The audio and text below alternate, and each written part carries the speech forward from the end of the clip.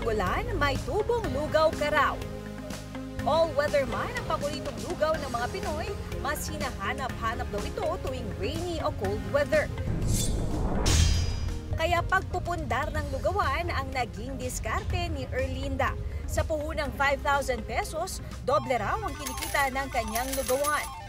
Nag-umpisa lang po ito sa 15-15. Ano po yun? 50 na plato, 50 na baso. Dahil sa lugaw po yun, yan ang pinagpagawa ko ng bahay. Tapos yung mga anak ko, yung mga apo ko na may mga kanya-kanya, nakakatulong din ako sa kanila.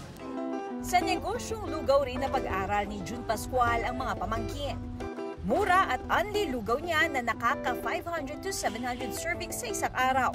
Kaya raw simula ng lugawan sa halagang 4,000 to 5,000 pesos. Magtiwala ka lang sa sarili mo, huwag kang matakot, ituloy mo yung gusto mong inegosyo para makita mo yung pangarap mo. Kapag magdenegosyo kang araw ng lugawan, ang una mong dapat bilhin ay ang malaking kaldero. Sunod naman syempre ang gasol.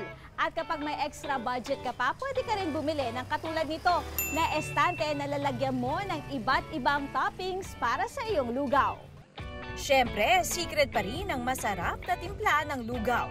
Huwag daw itong gawing masabaw o matubig.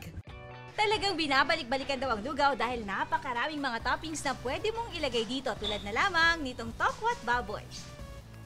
Kasama rin sa mga patok na lugaw toppings ang isaw at tumbong.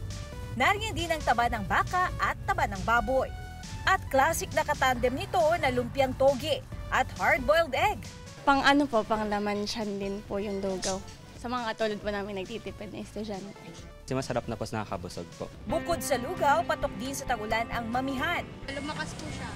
Tapos, lalo pong lumakas nung umulan, nung mainit po, malakas na rin. 3, 4 na kaldero. Ano man ang negosyong sisimulan, lugawan man o mamihan, lagi raw iisipin na sa huli, customer satisfaction ang dapat malasap. Para sa GMA Integrated News, Katrina Son, nakatutok 24 oras.